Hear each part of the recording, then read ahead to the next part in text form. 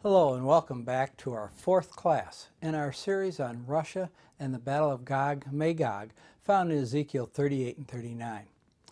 I'm Robert Congdon, Director of Congdon Ministries International, and I'll be your teacher for this class that will examine Israel's relationship to Gog and his allies. Now, at the end of our previous session, we touched upon the reason Gog and his allies would attack Israel. You see, they had a desire for spoil and prey, as Ezekiel chapter 38 tells us in verse 11, beginning in verse 11. So turn, if you will, to Ezekiel chapter 38, and we'll be looking first of all at verse 11. Verse 11, "And thou shalt say, I will go up to the land of unwalled villages. I will go to them that are at rest, that dwell safely, all of them dwelling without walls and having neither bars nor gates." There are two key terms in this verse that help us to understand the timing of Gog's attack. You see, the phrase unwalled villages is often misunderstood.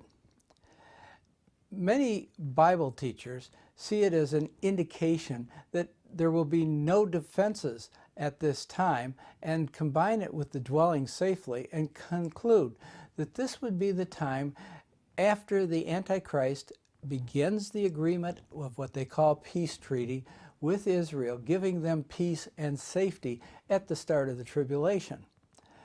But if we take a closer look at this term and its meaning as it is used elsewhere in the Bible, I think it makes it very clear and supports the concept that the Battle of Gog and Magog will occur between the rapture and the start of the tribulation, before this Antichrist covenant. You see, this same phrase is used in Zechariah 2. There the prophet indicates that following the restoration of Jerusalem after the captivity, in the future, in fact, undefined future, it will be a greatly enlarged city. So if you'll turn now to Zechariah chapter 2. Over in Zechariah 2, we're going to look and see what it really means to be unwalled. I'm going to begin in verse 1. "I lifted up mine eyes again and looked, and behold, a man with a measuring line in his hand. Then said I, Whither goest thou? And he said unto me, To measure Jerusalem, to see what is the breadth thereof, and what is the length thereof. And behold, the angel that talked with me went forth, and another angel went out to meet him." So what we have here is a measuring of Jerusalem, measuring its size and determining it. And then in verse 4, we read, "Run, speak to this young man, saying, Jerusalem shall be inhabited as towns without walls, for the multitude of men and cattle therein. For I, saith the Lord, will be unto her a wall of fire round about her, and will be the glory in the midst of her. Without walls in this verse is the very same Hebrew word unwalled back in Ezekiel 38. Notice now carefully here, the multitude of men and cattle, they are combined with the measuring. God does this to indicate to us this massive increase in this future city of Jerusalem. It's going to be much bigger with many men, many cattle.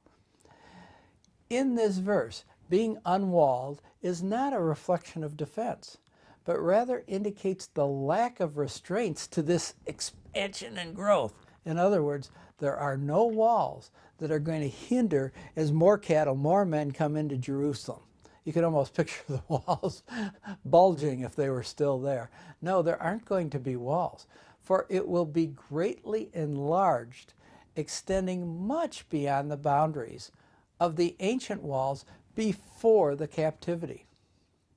Now, if we consider the massive development in Israel since 1948, today's Israel is truly a land of unwalled cities in the true biblical sense. Further, it is a land dwelling safely. For the Hebrew word safely means to dwell in a condition of confidence. Confidence in what? In their own defenses. Again, this too speaks of today's Israel. For today they are very confident in the Israeli Defense Force and their Iron Dome and missile system that protects them, as we discussed in our previous class.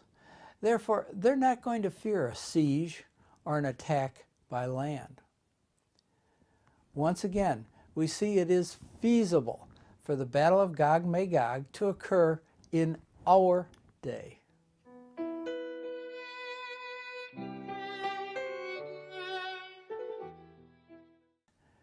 Recognizing Israel's growth, and with it, its military might in our day, we're given a hint, if you will, as to why God would choose just such a time to bring Gog upon them. You see, God will use this battle to destroy Israel's self-confidence and cause them to turn to Him instead of themselves.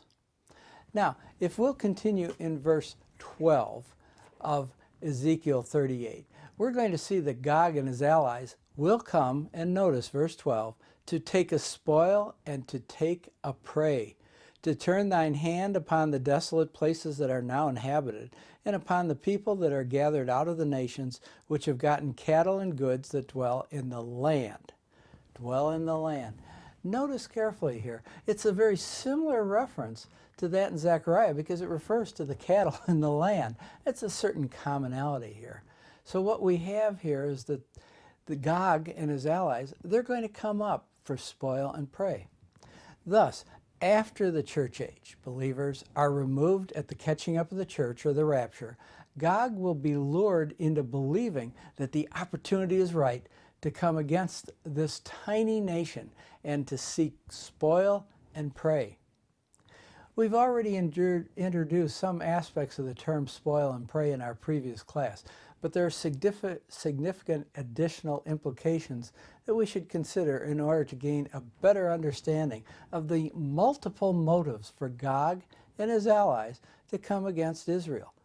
Motives that are very viable and feasible today. The terms spoil and prey are uniquely phrased in the Hebrew. Literally, if we look at this phrase in the Hebrew, the phrase is to take spoil, spoil, and to take prey, prey. Now you see, any time a word is repeated in Hebrew, it indicates the intensive. Thus the phrase means when it says spoil, spoil, prey, prey, no, I'm not stuttering. Those are in there twice in the phrase. Actually, we can smooth out the phrase as a Hebrew would have understood it at Ezekiel's day. They would understand that it means to take great spoil, to take great prey. Notice the emphasis. These are great, large amounts. When I looked at this phrase, I found myself wondering, why had God had chosen to use Ezekiel to write the two different words, spoil and prey? You see, I thought they were probably about the same idea. After consulting many commentaries and writings, I discovered that no one answered the question.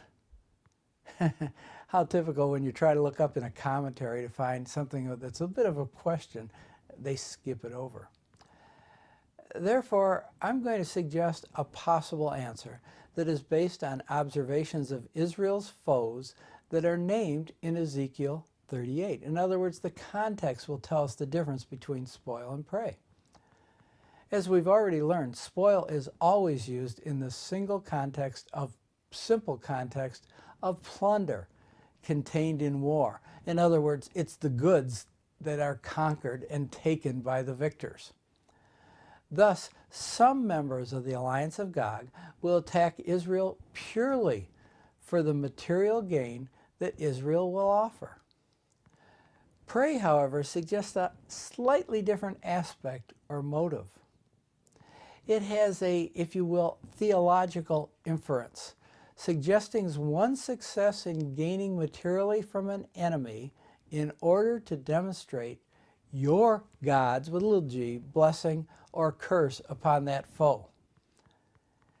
Hence, I have concluded that spoil indicates the material gains from a successful invasion, while prey indicates an ideological or theological gain of victory of one God, little g, over another God of little g, with the prey being the physical evidence of that superiority. As we will see, when we identify the nations involved in this battle, the prey element, the theological element of the Gog-Magog coalition, indicates the Islamic nation's desire to demonstrate Allah's superiority over the God of Israel, the God of the Bible, by plundering Israel and destroying the Jewish people. While some of the nations will attack Israel for economic gain, without question, others will attack for ideological and theological victory.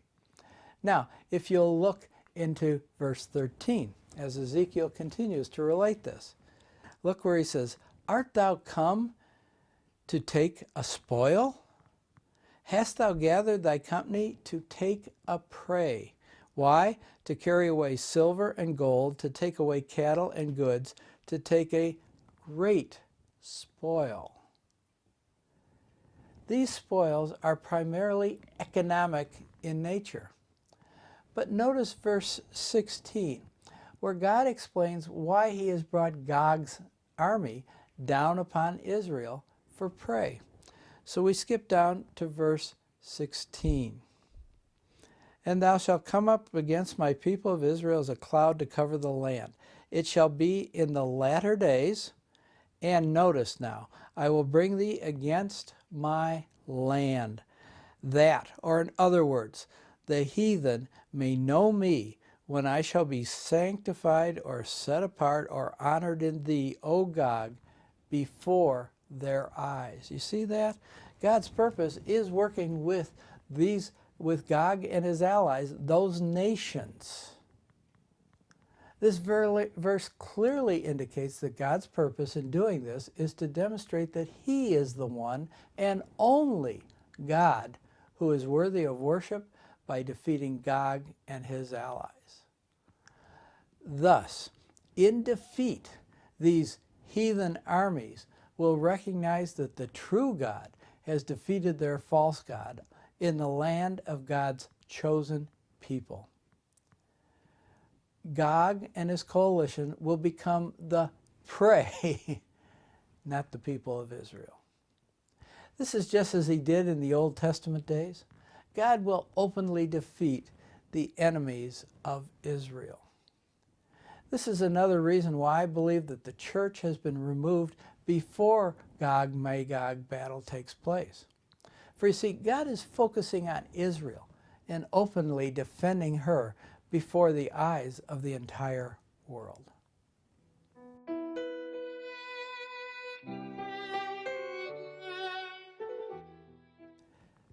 Now let us consider how the term spoil may be connected with our hypothesis that Gog is Russia. what could possibly be the motive for this former Soviet nation to attack Israel in these modern times? Well, a very recent statement in Fox News opinion piece suggests an answer for us.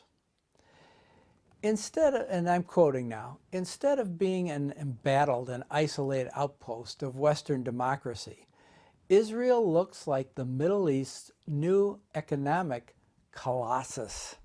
Get that? Colossus. Now, what could possibly raise Israel to this economic colossus state? Actually, the answer is quite simple: oil and natural gas. You see, it's now estimated that the land of Israel holds almost 250 billion barrels of oil shale reserves. Now, just for a moment, compare that with Saudi Arabia. Israel has 250 billion barrels. This compares with Saudi Arabia's 260 million barrels. Only 10 billion barrels of reserve difference.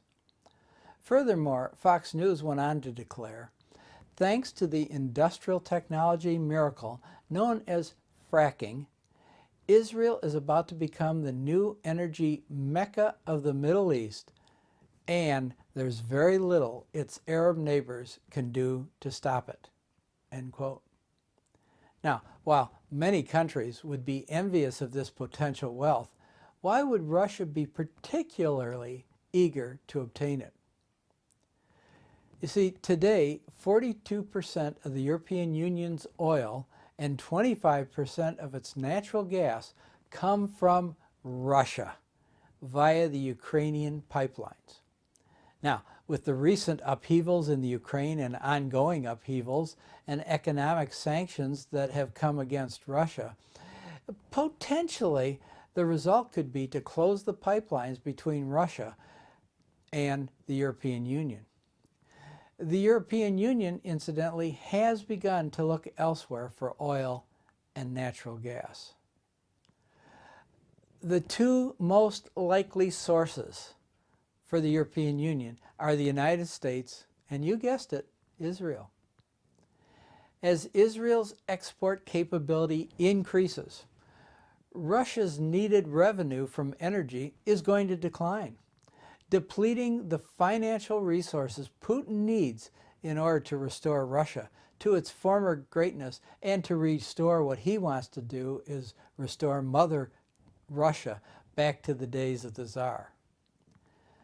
This loss would be an addition now to the strain upon Russia as a result in the drop of the value of oil in the last couple of years. You see, invading Israel and taking over its energy resources would strengthen Russia's monopoly as the provider of the EU's energy needs. I believe God will use Israel's economic prosperity and resources to entice Gog to attack Israel and bring about Gog and his coalition's judgment.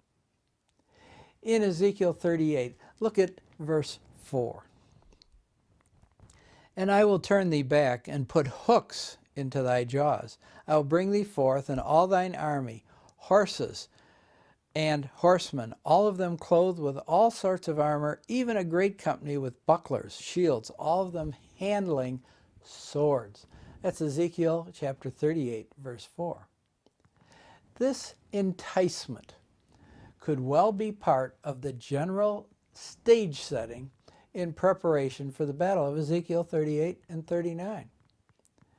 As I've taught in the previous sessions, I believe that the battle of Gog Magog will take place prior to the start of tribulation, but after the rapture. Therefore, the rapture, the battle, the start of the tribulation. While the rapture can occur at any moment, verse 7 suggests an admonition for Gog and his allies in the days ahead. So if we look at verse 7, speaking to Gog, be thou prepared, and prepare for thyself, thou and all thy company that are assembled unto thee. And then it says, be thou a guard unto them in verse 7. be thou a guard unto them. You see, in this verse, God is actually expressing a form of a taunt toward Gog. In other words, better be prepared, Gog. Now, Charles Feinberg, an excellent Bible commentator, noted that this is the, and I quote, consummate and telling irony for God to tell Gog to be fully prepared for the encounter, end quote. It's folly to believe that anyone can battle against God and win, for no one can be adequately prepared for such a battle. God's taunt is used to expose Gog's great self-assurance and haughtiness. Isn't it interesting? God is working with the self-confidence of Israel, and we'll deal with that. And here he's trying to deal with the self-assuredness and this haughtiness of Gog and his allies as enemies of God's nation Israel. You see, God is doing this as an attempt to humble and destroy pride. This is not a mere statement that Gog is to prepare. For in the Hebrew, again we have a repetitive use of words prepare, indicating emphasis. You see, God is telling Gog to prepare to the utmost for this battle, because we know the end, Gog will still be beat. From this, we can tell that this was not going to be a minor skirmish or an isolated attack on Israel, but a major war requiring the gathering of men and massive amount of equipment for the battle. And its outcome, notice, will be a defining point in military history of the world. So let us now consider this military aspect of the battle.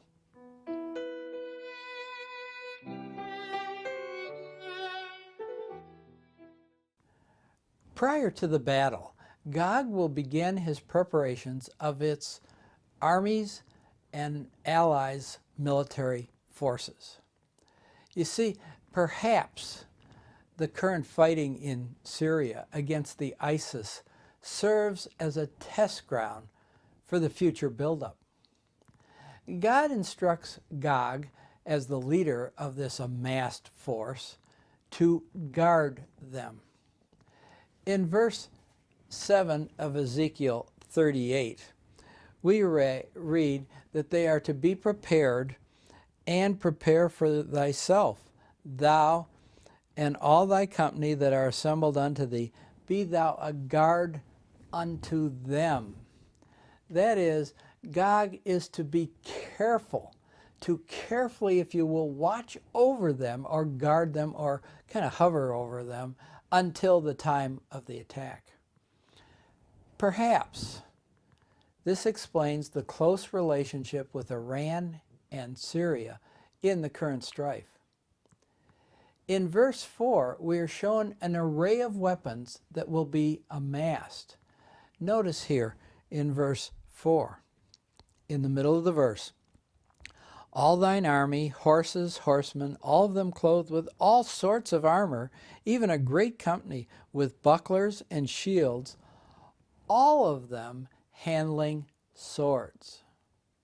Now we've discussed, and will discuss shortly, about the fact about these weapons. Would they use them in modern times? But in the meanwhile, notice Ezekiel's description often has been ridiculed and reinterpreted in order to make it seem feasible in our day of modern weapons. For what army would fight while riding horses today? And this is where I want to focus in on that aspect of it. I find it very interesting that in a recent series of news articles, a new form of horse, in quotes, has appeared in our military. This is a robotic cross between a goat and a pantomime horse, as the military describes it. It's designed to carry 400 pounds of payload, travel 20 miles without refueling. It's recently been tested over in the state of Hawaii. It is called the Legged Squad Support System, or LS-3. It's being tested by the U.S. Marines, and is foreseen now as the future means of helping the foot soldier. Notice how robotics are becoming such a key element to the military. And so this robotic horse is being tested. Perhaps Ezekiel's horses are robotic. Or perhaps there's another literal possibility. You see, in May of 2014, in a scene very reminiscent of a 16th century funeral, and I quote the report, Cossacks in crimson coats. Now, by the way, Cossacks, don't forget, they are descendants from the Scythians, therefore the land of Magog. So I quote, Cossacks in crimson coats carrying leather whips and sabers, that's swords, streamed after a riderless horse, end quote, at a local chieftain's funeral in a Russian coastal city where? On the Black Sea. That's Scythia. Partly as a result of the revolution and their loyalty to the Tsars, the Cossacks, who are notoriously skillful horseback riding warriors of Russia, they were officially disbanded on June 1, 1918.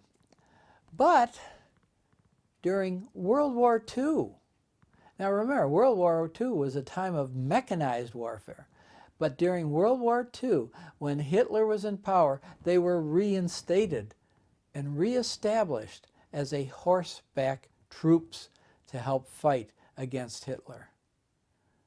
Now, the reason was actually very simple. They needed the Cossacks' unique military might. There was a statement issued in 1941 that observed, and again I'm quoting, they have gotten back the uniform, the Cossacks, the horse, the saber, the dagger. They have been restored to a place of honor in Soviet society. You see that? They were dishonored at the end of the revolution because they were obviously with the Tsar in World War I. But in World War II, when the need was there, they were brought back to this place of honor. The Cossacks were described at that time as a rising tide. Historically speaking now, the Cossacks are renowned for their strong Russian nationalism toward Mother Russia and their zeal to support Mother Russia's expansionism when under the Tsars. I hope you're starting to put this together.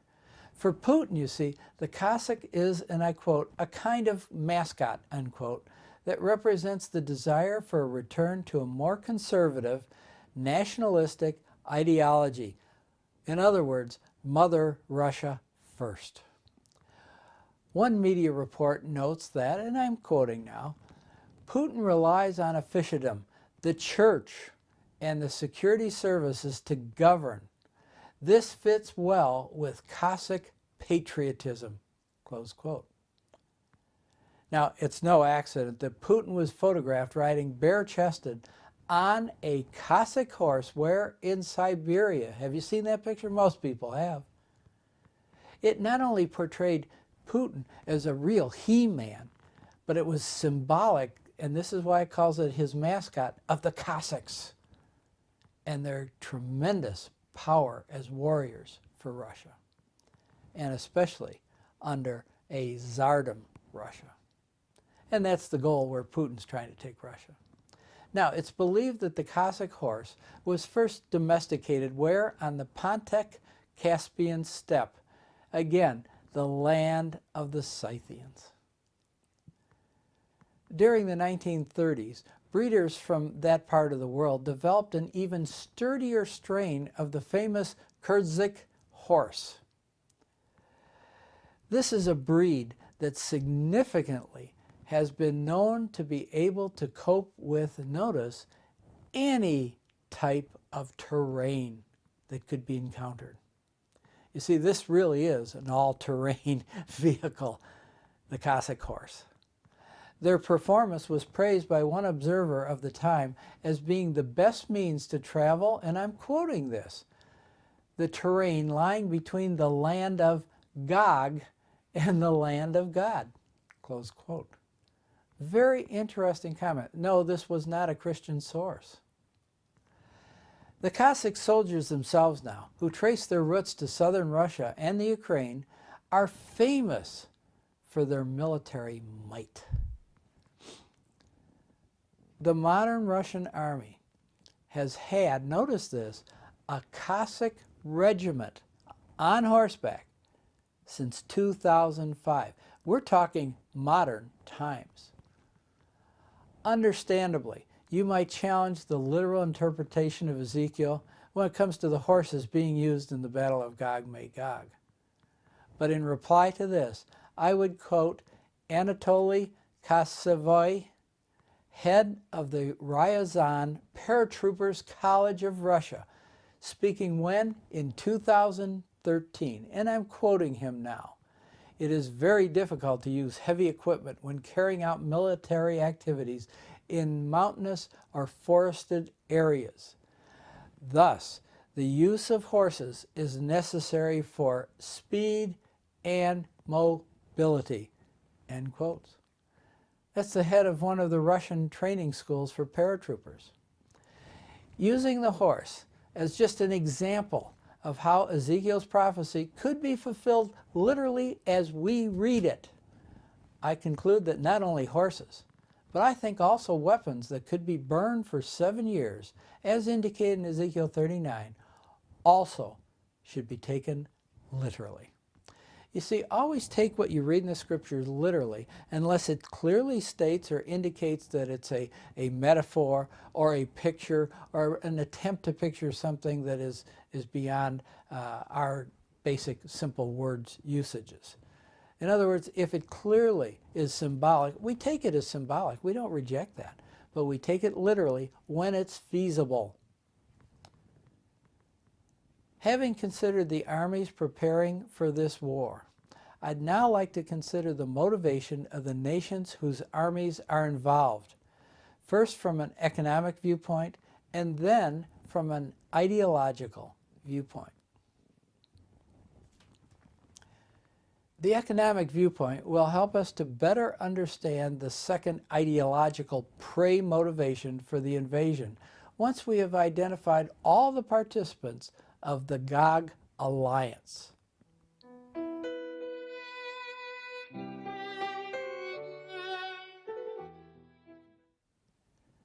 We're now going to look at Gog's allies in Ezekiel 38.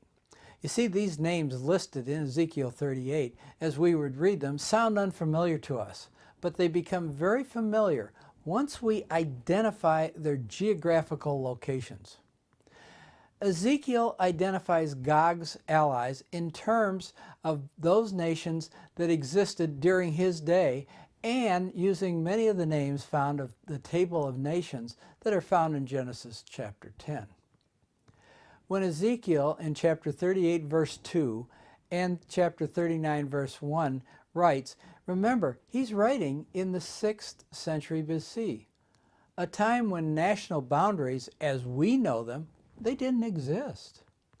So now, if you will, turn again to Ezekiel 38 and look at verse 2.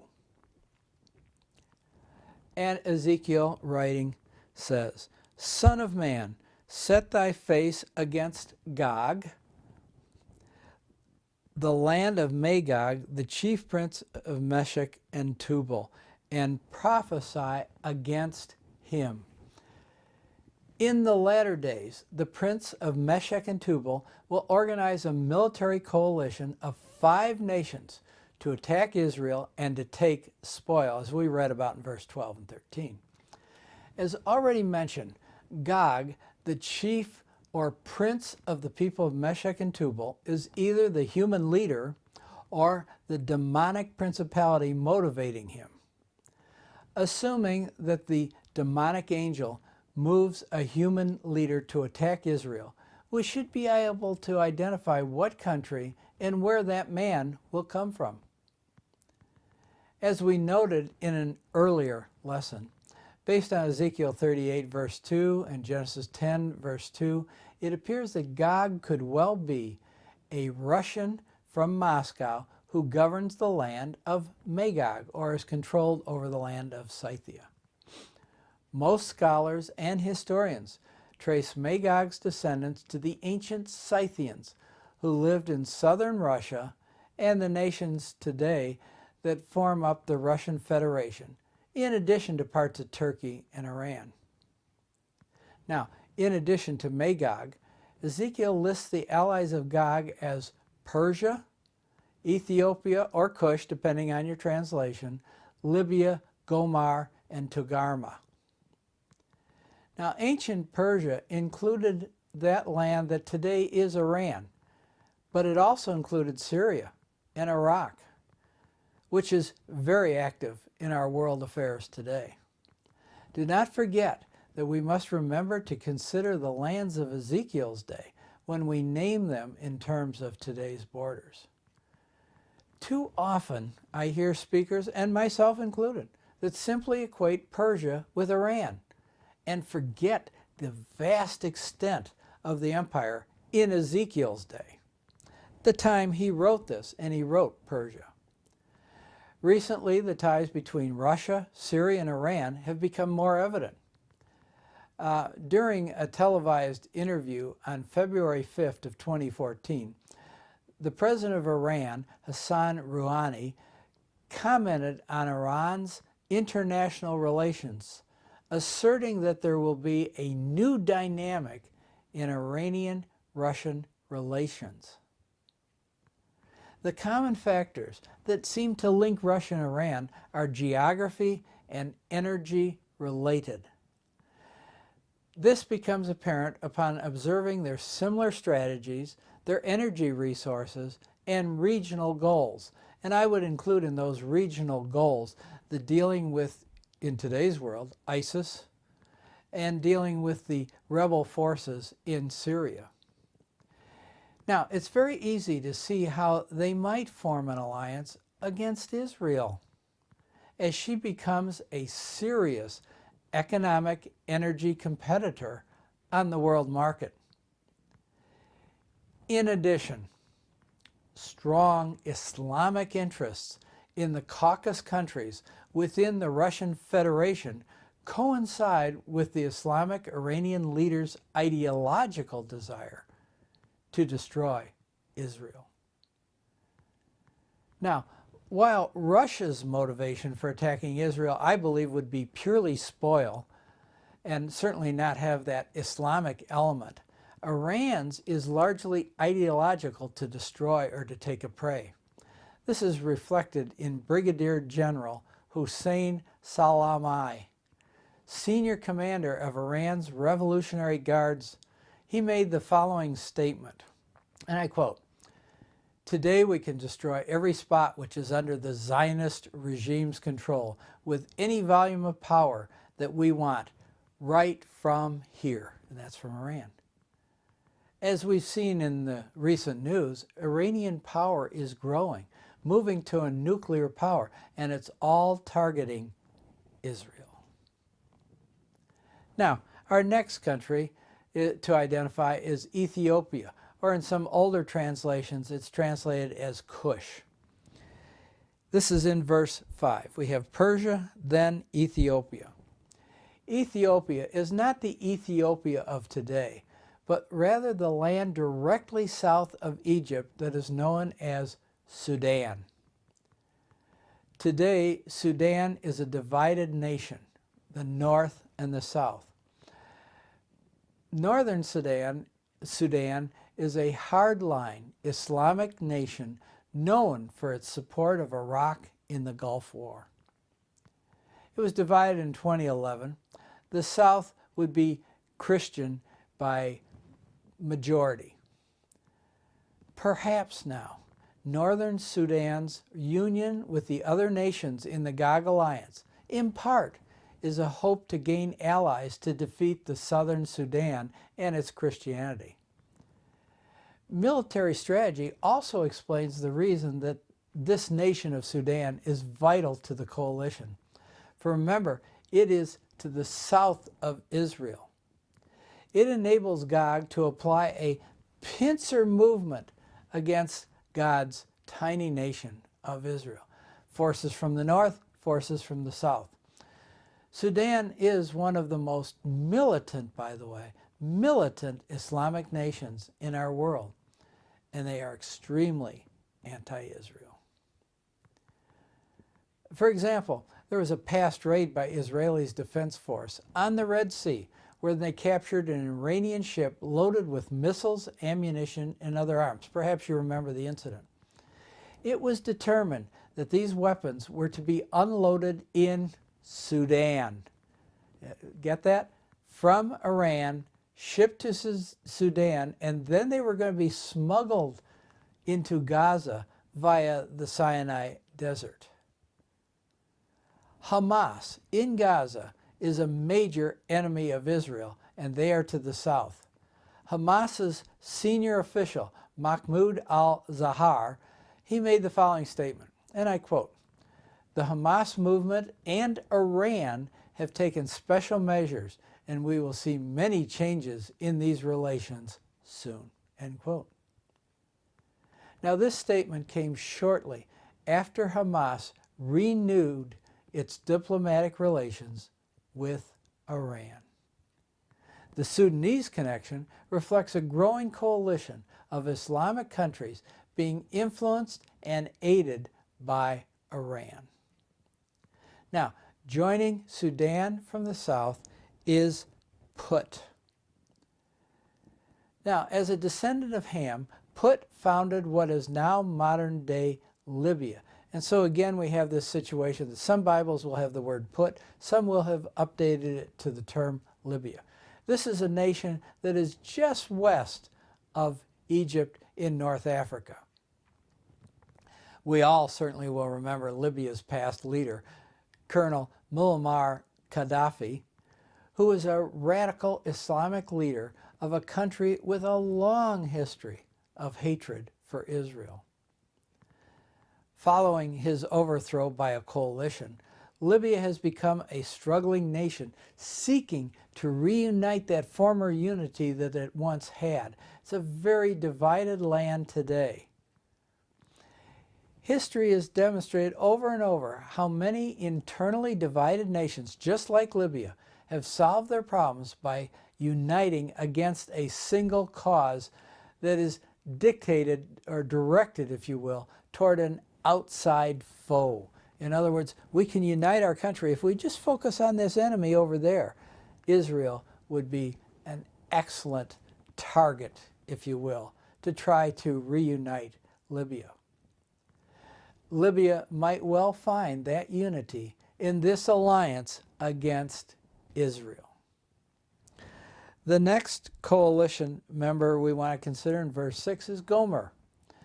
Now, the descendants of Noah's son Japheth, we read this in Genesis 10, verses 2, and 1 Chronicles 1, verse 5.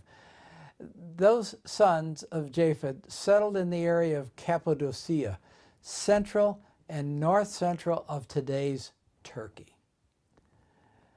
The nation of Turkey today is much like the Ukraine, for it shares borders with both Europe and the Middle East. This Islamic nation is divided in loyalties between these two distinct regions. Like the Ukraine, the day will come when it's going to have to choose between them, either Europe or the Muslim world of the Middle East. Over the last several years, there's been a decided drift toward a stronger Islamic ideology, and with it a growing movement away from support of Israel. In fact, this movement by the leader of Turkey toward Islam, a much stronger emphasis upon Islamic law, etc., has Europe and the European leadership very concerned and struggling whether they really want to bring Turkey into the European Union or end all negotiations to achieve that. So the Islamic issue is the issue that is slowing down Turkey's entry into Europe. Now remember also, Turkey is a NATO alliance country, so it is quite a complicated situation right there. But clearly the trend of the last 6 to 12 months has been stronger Islamic ties and includes involvement or attempts at involvement into Syrian situation. Were the trend to continue, I think it's very easy to see how a portion of Turkey, or perhaps a divided Turkey, could join the alliance. The final country we need to consider is in verse 6, the house of Togarmah of the north quarters and all his bands. Ezekiel informs us that the house of Togarmah is a supplier of horses and horsemen and mules back in Ezekiel 27 verse 14. From the ancient historian Herodotus, we learn that the house of Togarmah was famous, you guessed it, for horses and mules. Don't rule out horses and mules in this battle.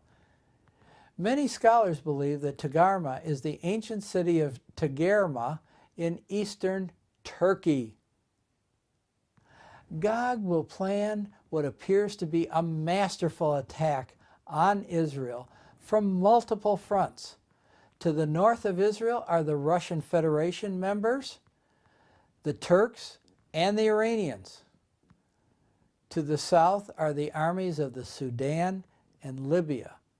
To the west is the Mediterranean Sea, and the east is desert. So the forces are coming from the north and the south, and the center of their convergence will be Israel.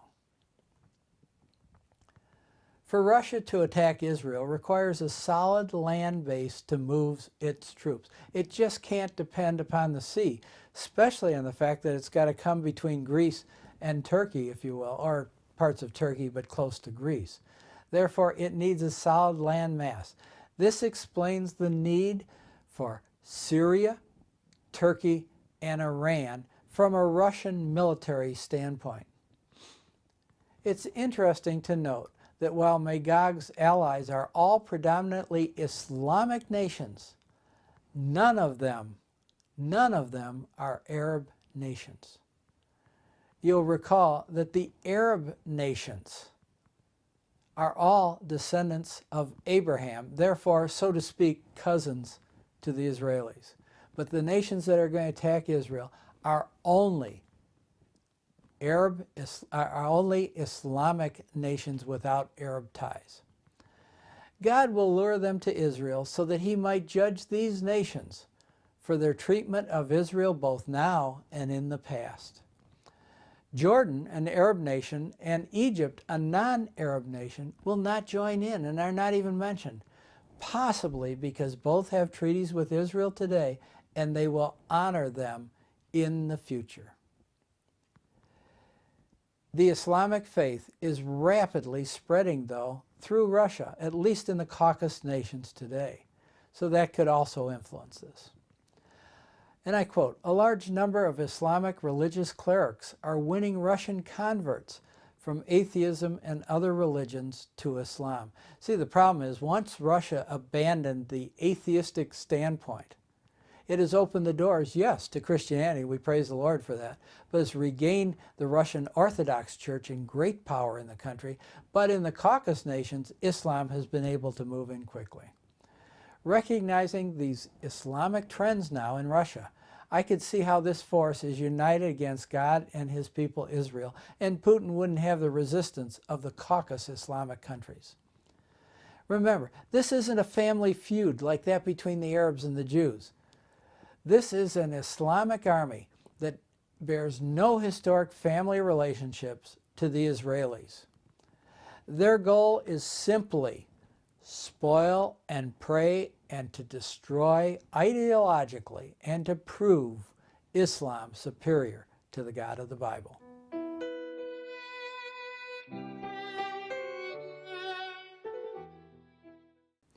Thank you for joining me in this class.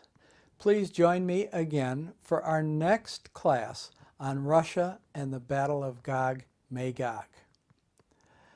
That class will be webcast on November 22nd at 8 p.m.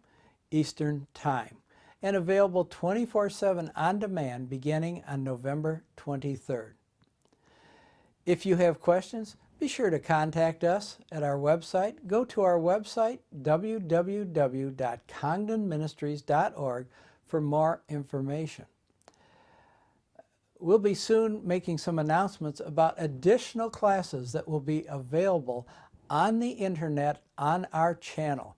Now, this is exciting news because we're going to bring in some additional teachers so we can offer more classes to help you understand God's Word and God's plan for history. So be sure to keep close to our website to keep up as we give out announcements about new classes coming in addition to my teaching. Now, may the Lord bless you mightily, and we'll see you again either here or in the air.